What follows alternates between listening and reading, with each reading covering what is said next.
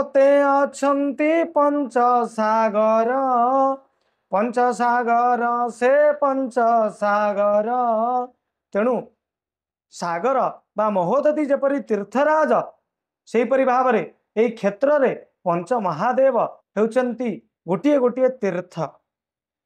जय जय जगन्नाथ भक्त बंधु आमे पूर्वर श्रवण करथिले मार्कंडेश्वर भगवान उत्पत्ति एवं जमेश्वर भगवान उत्पत्ति आज आमे श्रवण करिबा यही क्षेत्रर महात्म्य आहुरी किपरि समस्त देवादेवी यही श्रीक्षेत्र रे चारिआडे महाप्रभुंकर गुणगान करुछंती बा समस्त देवादेवी किपरि महाप्रभुंक चारिपटे सन्निवेशित होइकी निवास करुछंती समस्त देवादेवी चरित्र मीमां प्रतीति क्षेत्रस्य शंखकारस्य मूर्धनि सर्वकाम प्रदो देव स्वास्ते वृषभध्वजः शंखाग्रे नीलकंठ स्यात् देतत्क्रोशः सुदुर्लभः परमं पावनं क्षेत्रं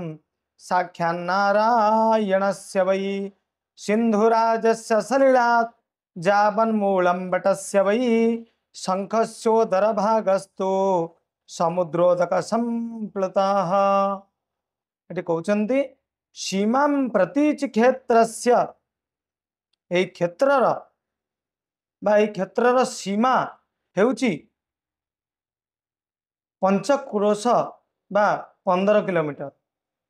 एई क्षेत्र हेउची गोटे शंख आकार सेतिपई एई क्षेत्रर नाम शंख क्षेत्र मध्य।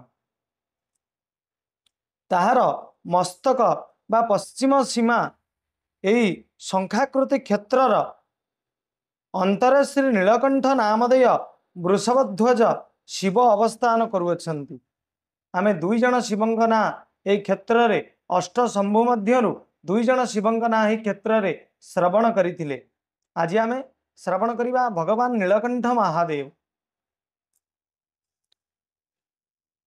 एही एकक्रोश परिमित क्षेत्र अति सुदुर्लभ आ कहउचंती एई जो नीलकंठ महाप्रभु अछंती एहार एककोश हेउची सुदुर्लभ।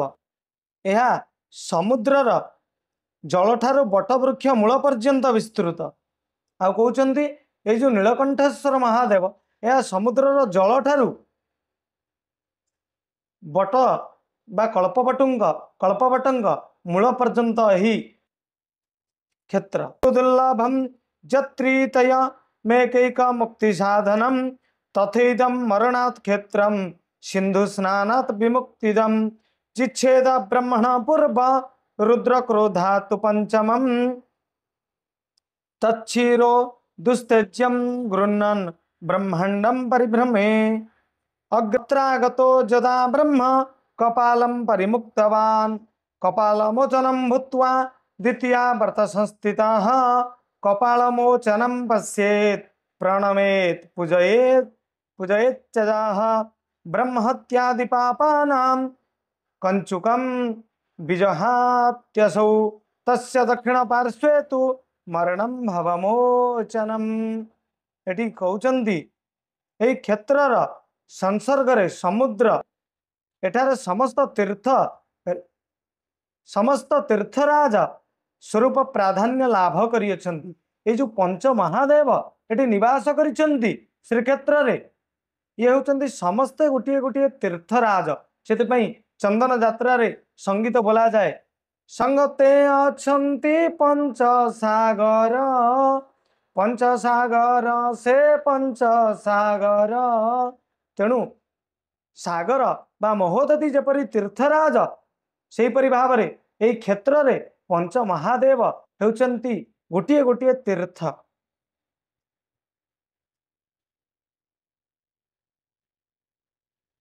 जेपरि एटारे भगवान दर्शन मात्रे मुक्ति प्रदान करिथांती। जेपरि कालिया शांत को दर्शन मात्रे से मुक्ति प्रदान करिथांती बा क्षेत्र में निवास मात्रे से मुक्ति प्रदान करिथांती। सेहीपरि ताहार रूप यही क्षेत्र में मरण ओ समुद्र रे स्नान कले मोक्ष मिलता है।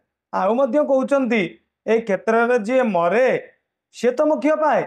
यही महोदधि जो आपण मैंने देखुं समुद्र सेठी जे स्नान करिଥାଏ सी मोक्ष हो जाए। अतएव भगवान जगन्नाथंकर दर्शन ये हेउची स्वयं जगन्नाथ महाप्रभुंकर दर्शन सहित समान। एठारे मृत्युवरण करवा जा तीर्थराज महोदधि स्नान करवा से एवं जगन्नाथ दर्शन करवा से ये हूँ गोटे गोटे मुक्तिर पाहाच। ये तीनोटी भितर जो गोटे कर्म गोटे व्यक्ति बा गोटे भक्त कर दिए से संपूर्ण रूप से यही जन्म मृत्यु जनित यही जन्म एवं मृत्यु बंधन रु मुक्ति मिल जाए था। तार आउ मनुष्य जन्म प्राप्त होई न था। श्रीक्षेत्र मरण तीर्थराज समुद्र रे स्नान उक्त तीन गोटी प्रत्येक मुक्तिर साधन एवं अत्यंत दुर्लभ। यह खाली मुक्तिर साधन नुहे, यह हूँ अत्यंत सुदुर्लभ। एथिपूर्वे महादेव क्रोधान्वित होई ब्रह्मांक पंचमुख छेदन करी दुस्त्यज उक्त मस्तक को ग्रहण पूर्वक ब्रह्मांड भ्रमण करी करी एठार आगमन पूर्वक शंखाकृति क्षेत्र रे द्वितीय आवर्त बेष्टन स्थान रे उक्त कपाल को परित्याग करथिले। एई क्षेत्र रे मध्य जेतले ब्रह्मांक मुंड को महादेव सेई मस्तक बा ब्रह्मांकर सेई मस्तक आपण माने देखिथिबे कपाल मोचन महादेव सेठारे गली पड़िथिले।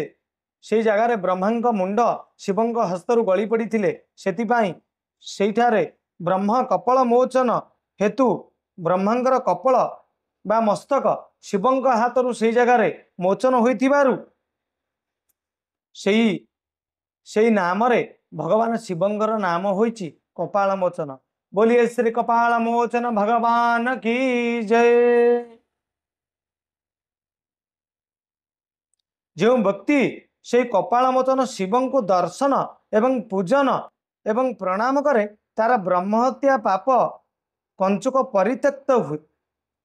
एवं आउ कहउचंदी जो लोक ब्रह्महत्या करथिबो जानतर हेउ अबा अजानतर हेउ जे ब्रह्महत्या जदि करिथिबो बा गोटे ब्रह्म को हत्या करिथिबो बा मनीष मारिथिबो ताहा मध्य जदि कपाल मोचन भगवान को दर्शन करे बा पूजन करे बा प्रणाम करे तेबे तार ब्रह्महत्या दोष मध्य संपूर्ण भाव रे निवृत्त हो जाइथा। एही कपाल मोचन दक्षिण पार्श्व मृत्यु हेले आउ जन्म हेबाकु हुए ना। आउ मध्य कहउचंदी एही कपाल मोचनंकर कपाल मोचन जो मंदिर अछंती कपाल मोचन महादेव अछंती तांकर दक्षिण पार्श्व जदि गोटे लोक बा तांकर दक्षिण पार्श्व जेते लोक निवास करुछंती जदि गोटे लोक मुक्ति मृत्यु हो जाए गोटे लोकर मृत्यु हो जाए तेबे मध्य आउ से मनुष्य जन्म नहीं न थाए। तृतीया वर्त ग्रामाद्याम शक्ति में विमला हुयाम जानी ही धर्मराजत्वम भुक्ति मुक्ति फल प्रदाम। हे धर्मराज हे जम ताहार तृतीय आवर्त सीमार मोर विमला नाम रे जो शक्ति अछंती एवं से महादेवंकर तृतीय आवर्त रे जो विमला नामक शक्तिपीठ पाद पीठाधीश्वरी श्रीक्षेत्र राजेश्वरी माँ भगवती जगदंबिका विमला देवी अछंती से मध्य भुक्ति और मुक्ति फल प्रदान करती। खाली महादेव नुहे आज्ञा भगवती विमला जगदम्बा परमाम्बा भगवती पाद पीठाधीश्वरी 51 शक्ति पीठ मध्य जे मुख्य सर्वपुरातन पीठ पाद पीठ सी मध्य एही क्षेत्र रे भक्तों को मुक्ति प्रदान करिथा। ज इमां पूजयते भक्त्या प्रणमेत कीर्तयेत तुवा सर्वान् कामान् मवाप्नोति मुक्ति चान्ते न विन्दति। जो व्यक्ति माँ विमला बा भगवती परमाम्बांकर पूजा करे तांको प्रणाम करे एवं तांको कीर्तन करे भक्ति भावर सहित तांको पूजा करे से व्यक्ति समस्त अभिलषित बा मनवांछित फल प्राप्ति होता है एवं अंतकाल रे स्वयं नारायण को प्राप्ति होता है।